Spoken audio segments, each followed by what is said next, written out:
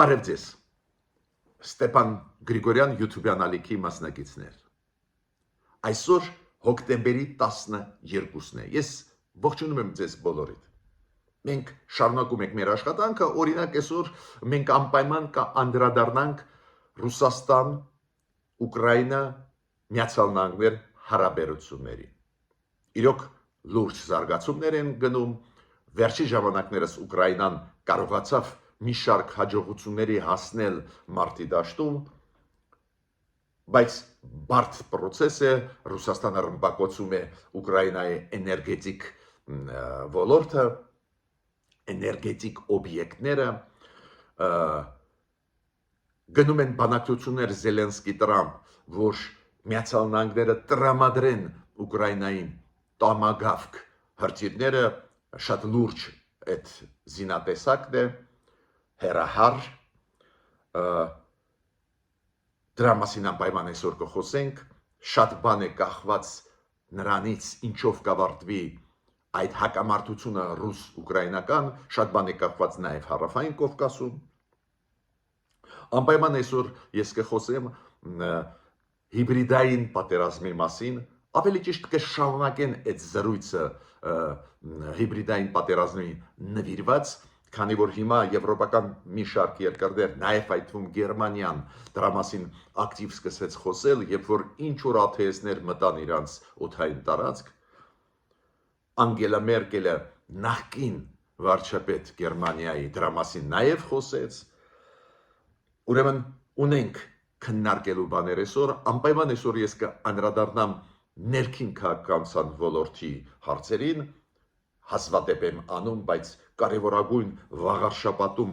պլանավորվող ընտրությունների մասին կխոսեմ, քանի որ այս ընտրությունները փաստորեն բացում են ընդրարշավի process-ը մեր ազգային ժողովի ընտրությունների, քանի որ վաղար շաբաթում պլանավորվում է անցկացնել ընտրություններ տեղական ինքնակառավարման նոյեմբերի 16-ին, դրանից հետո կմնա միայն կես տարի մինչև ազգային ժողովի ընտրություններ, պատկերը կտա մեզ ինչ տրամադրություններ մեր քաղաքացիները ունեն, այդ պատկերը կտա հենց վաղար շաբաթը մեզ, դա է պատճառը, որ շատ կարևոր ընտրություններ են, դրանց մասին նաև կխոսեմ։ Ուրեմն,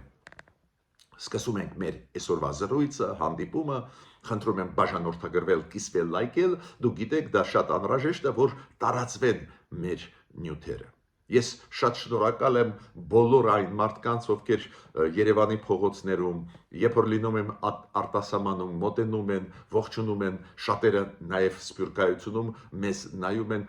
դա ոգևորում է ինձ շարունակել ակտիվ աշխատել, շատ շնորհակալ եմ բարի խոսքերի համար, ուղղակի ամեն օր տասնյակ ու տասնյակ մարդիկ մոտենում են, որտեղ որ լինում եմ ես, ողջունում են մեր աշխատանքը, իրոք այդ աշխատանքը անչափ կարևոր է հայ ժողովրդի համար, սփյուռքայության համար, արցախայության համար եւ բոլոր առանց բացառությամբ Հայաստանի Հանրապետության քաղաքացիների համար։ Հիմա ինչից ես ուզում եմ սկսել այսօրվա մեր զրույցը, միջև հասնենք գլխավոր այս երկու մեր հարցերին։ Ես պետք է ասեմ, որ իրոք մեր ժողովուրդը աշխատասեր ժողովուրդ է, իրոք մեր ժողովուրդը մեծ լումա ունի աշխարհի զարգացման process-ում, մեծ հարուստ պատմություն մենք ունենք ու հերթական այդ ապացույցը ես ստացա, երբ որ երեք Իսպանիայի նորանշանակ դեսպանը Հայաստանում ընդունելություն կազմակերպեց կապված իրենց ազգային տոնի հետ, մենք ասում ենք անկախության օր, իրանք ասում են ազգային օր, այդ իրանց գլխավոր տոներից է ու ինքը ընդունելության առաջ ունեցավ ելույթ, որում նշեց, որ ինքը հպարտ է, որ գտնվում է Հայաստանում, երկիր, որտեղ որ ընդունվեց քրիստոնեությունը առաջինը, կոպիտ ասած քրիստոնեությունը որպես պետական կրոն առաջինը ընդունվեց ու ինքը ասեց, ինքը հպարտ է այս ձևի երկրում լինել, իր անունը Ֆերնանդո Պասկուալ է, դա դեսպանն է, նոր նշանակված դեսպան Իսպանիայում ու ես իրան շատ շնորհակալ էի այս խոսքերի համար։ ոգևորող մեր ժողովրդին։ Իրոք մենք ապրում ենք բավական բարդ ժամանակահատված, մեկ-մեկ մարդիկ հիասթափվում են, կորցնում են համբերությունը, բայց կա ռեալություն, մեր ժողովուրդը իրոք մեծ լումա ունի աշխարհի մարդկության զարգացման հարցում, նաև այդ թվում առաջինը ընդունեց քրիստոնեությունը որպես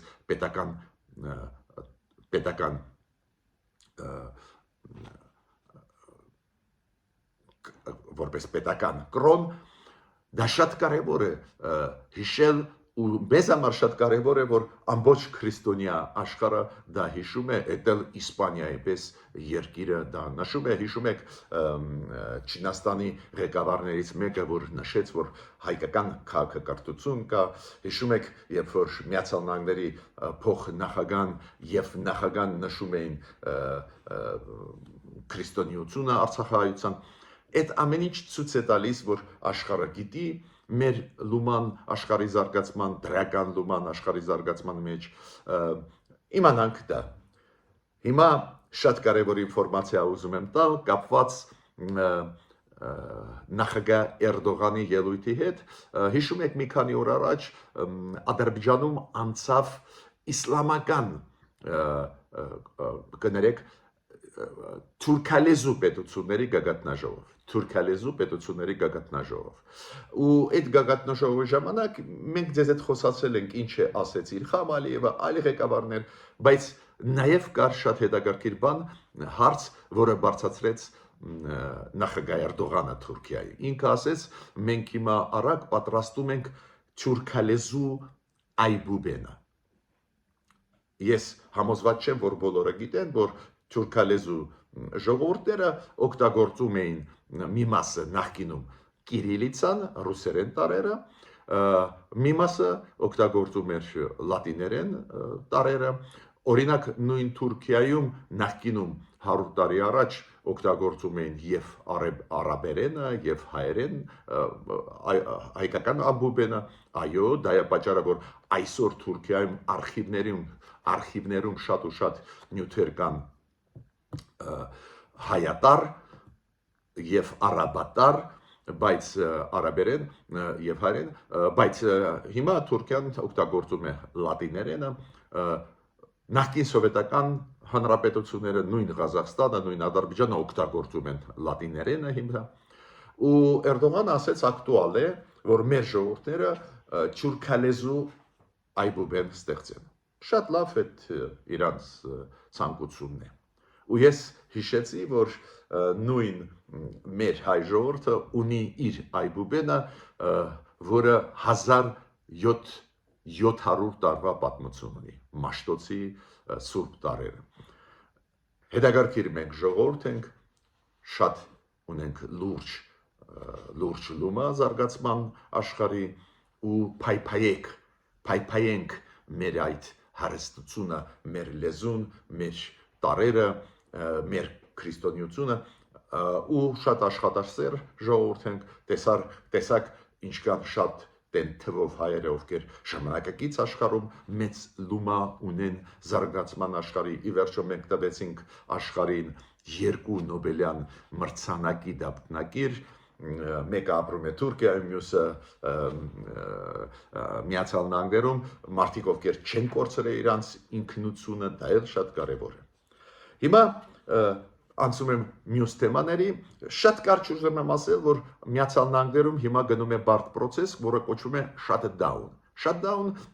երբ որ կառավարությունը չի կարող ֆինանսավորվել, երբ որ սենատում այդ բյուջեն չանցավ, ու դրա պատճառով այդպես ճգնաժամ է կառավարության մեջ, մի մասը աշխատողների գնում են օդպուսկ, չեն կարող շարունակել աշխատել, բավական լարված վիճակ է ներսում, shutdown-ի պատճառով, ինչու սենատը չի քվեարկում, քանի որ բյուջեի համար անհրաժեշտ է 60 ձայն, 100 սենատորներից 60-ը պետք է կողմ քվեարկեն։ Հանրապետական կուսակցությունը, Դոնալդ Տրամփի կուսակցությունը ունի 54 մանդատ, Սենատում 60 չունի։ Ուրեմն 6 մանդատ պետք է տան դեմոկրատները, որ շատդաունը չլիներ։ Չի ստացվի 7 թե ինչքան անգամ քվեարկեցին, չի ստացվում կոնսենսուսի գալ։ Տարաձայնությունների մասին չեմ խորանում, այնտեղ առողջապահության բյուջեի հետ է կապված, բայց այդ շատդաունը բերում է լուրջ հետևանքների, օրինակ 4000 ֆեդերալ ծառայող 4000 ծառայող հիմա աշխատանքից կհանվի, պարզ է, եթե բյուջեն չի կարող աշխատել, չեն ֆինանսավորում ծրագրերը, նաև դա ազդում է դեսպանատներին, դուք գիտեք, Միացյալ Նահանգների դեսպանատում մի քանի օր առաջ Հայաստանում հայտարարություն արեց կապված այն ծառայությունների, նաև հայտում հյուպատոսական, որոնք տրվում են Միացյալ Նահանգների դեսպանատան կողմից Հայաստանում, որ այնտեղ ինչ-որ սահմանափակումներ կլինեն աշխատանքի իմաստով, ոչմ շատդաունը բարդ պրոցես է։ Հայաստան է գալիս ԵՀԿ-ի գործող նախագահ, հիմա ԵՀԿ-ում գործող նախագահն Ֆինլանդիան է։ Ֆինլանդիայի արտգործ նախարարը գալիս է Հայաստան։ Ինքը գալիս է Հայաստան, Ադրբեջան, Վրաստան, տարածաշրջանային այցելություն է, ինքը ասեց գլխավոր նպատակները ինչի է գալիս, Հայաստան, Ադրբեջան ինքը նշեց, որ գլխավոր նպատակը գալիս ենք կապված նրա հետ, որ խաղաղության process է գտնում Հայաստան, Ադրբեջան, նաև գալիս է դրա պատճառով, որ ԵԱՀԿ-ի Մինսկի խումբը քայլ առ քայլ փակվում է, ու այնտեղ էլի քայլեր պետք է արվեն։ Հիմա անցնում եմ առաջի գլխավոր հարցերից մեկի, որի մասին ուզում էի խոսել։ Գիտեք, որ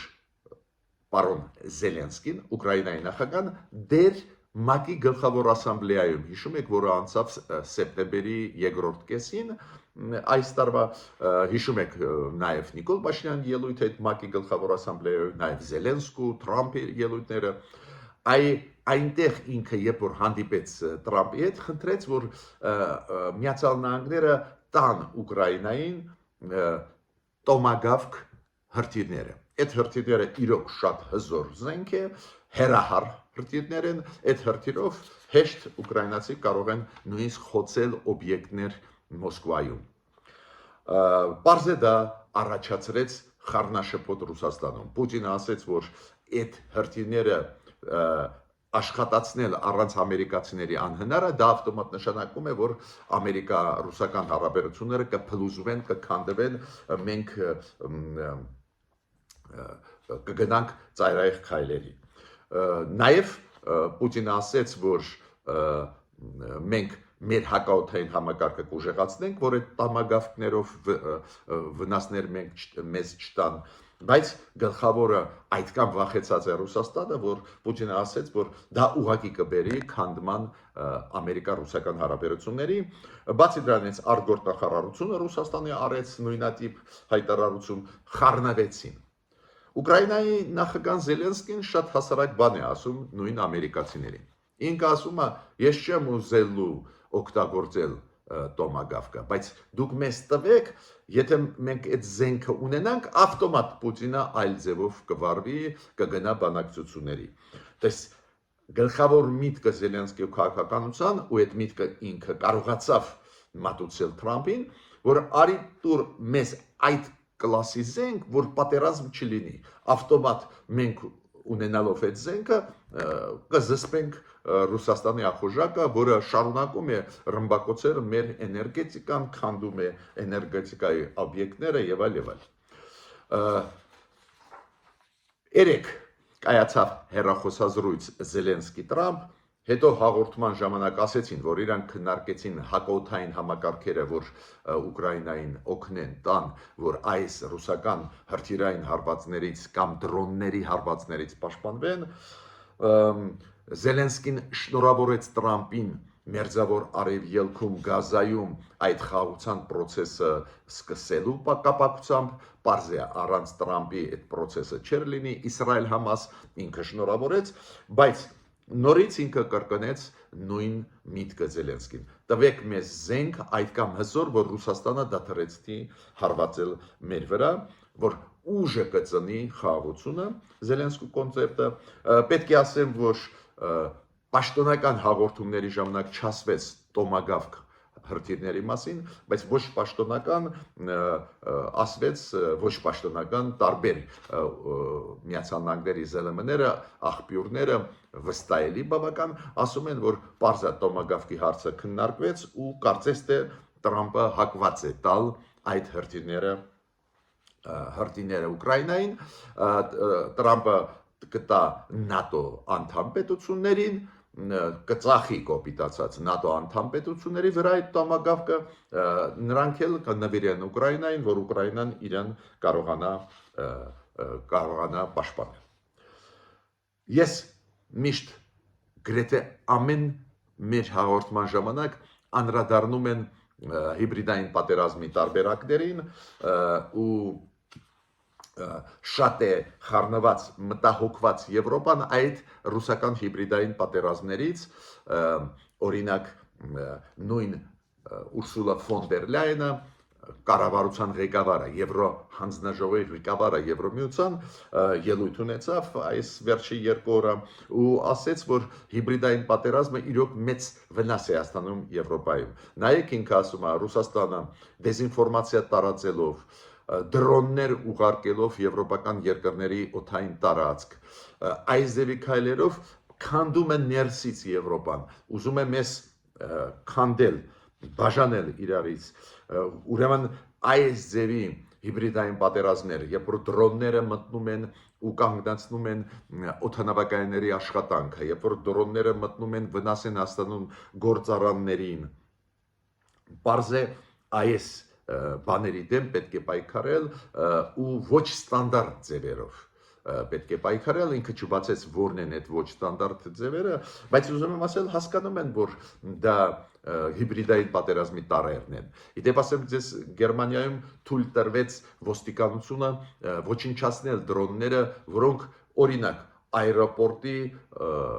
օդում են գտնվում կամ այլ կարևոր օբյեկտների օդում են գտնվում, քանի որ իրենք ասում են, դա բերում է խառնաշփոթությանը, դա բերում է նրան, որ օբյեկտները դադարեցնում են աշխատել, դա բերում է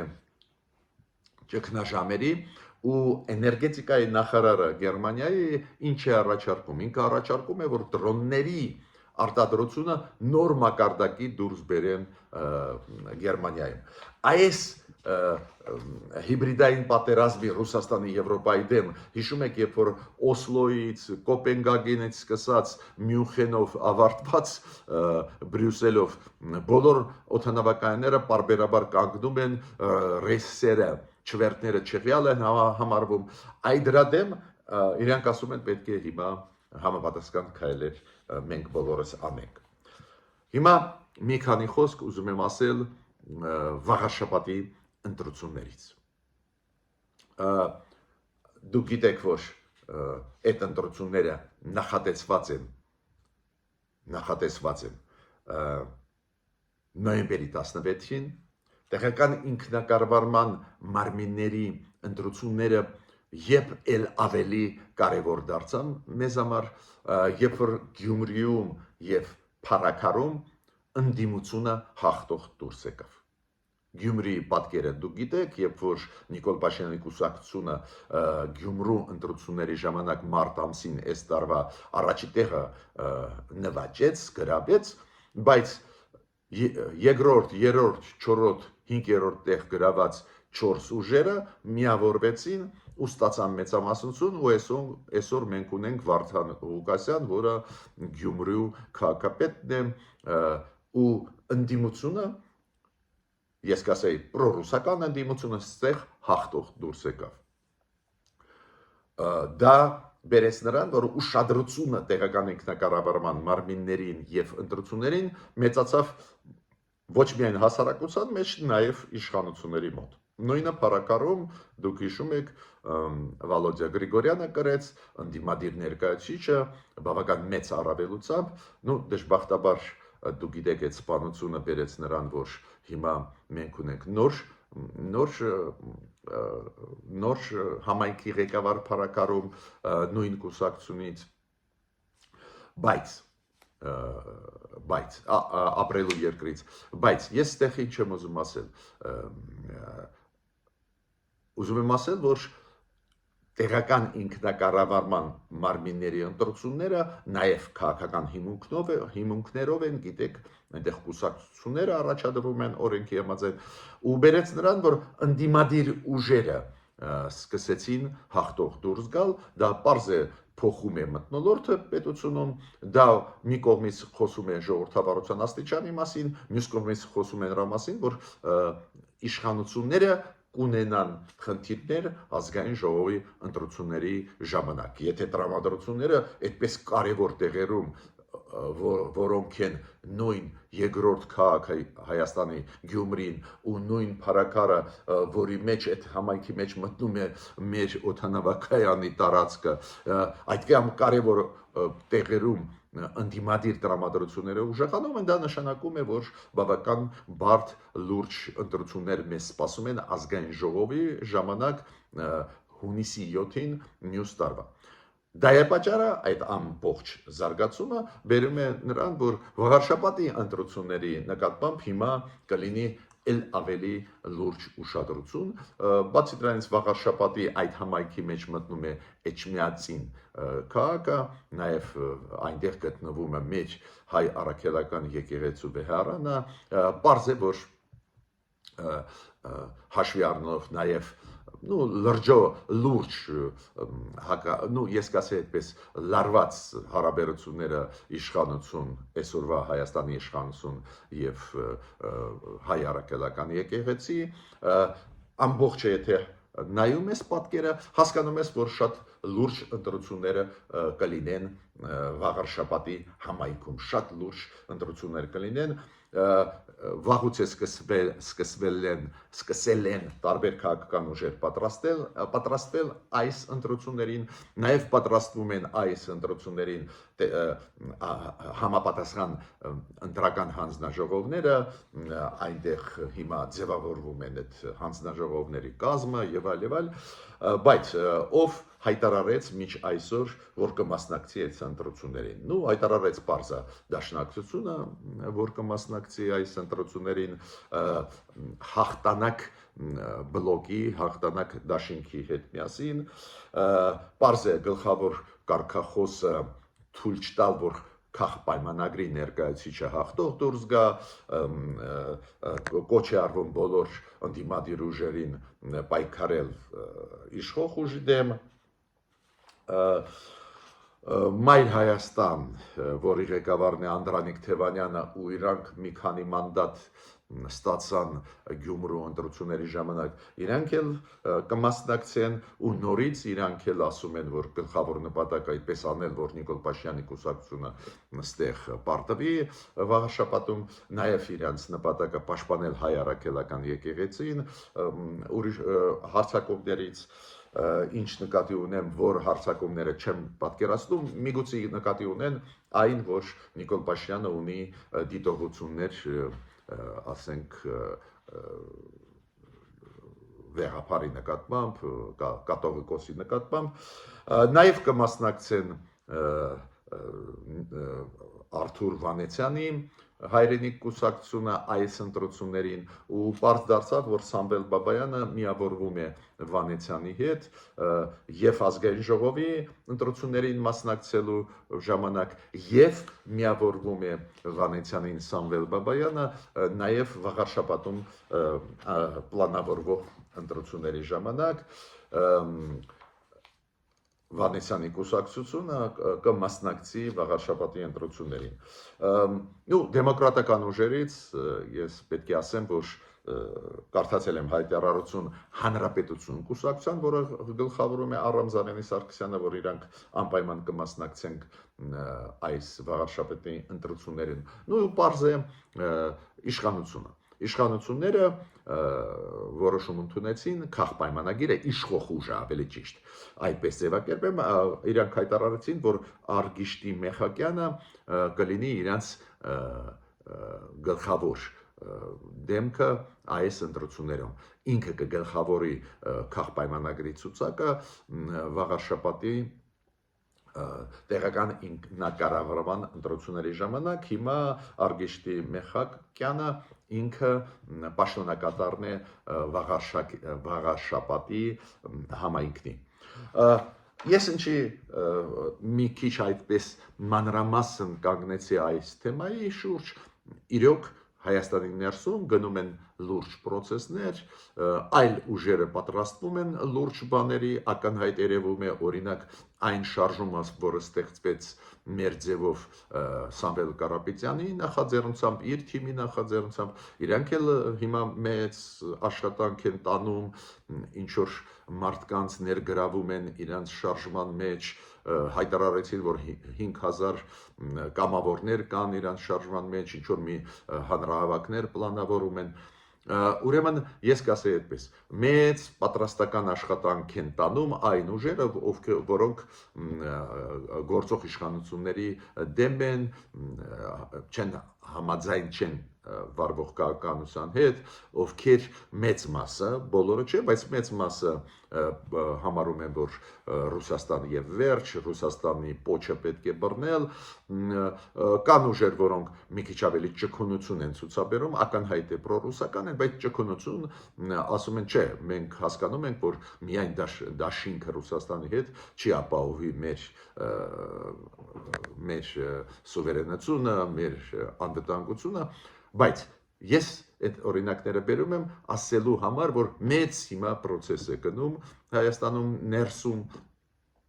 հույսով եմ, որ ավելի պրոդեմոկրատական ուղղվածություն ունեցող խմբերը կամ կուսակցությունները մի քիչ ավելի ակտիվ կլինեն, քանի որ Վաղարշապատի ընտրությունները լուրջ պատկեր կտան մեզ, ինչ է մեզ սպասում ուղիղ կես տարուց հետո ազգային ժողովի ընտրությունների ժամանակ։ Ու դա է պատճառը, որ ես ուշադրությունը անպայման ձեր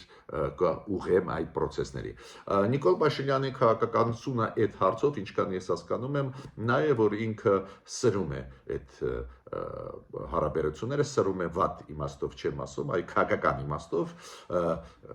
գործող իշխանություն, նախկին իշխանություն, այդ բևեռացումը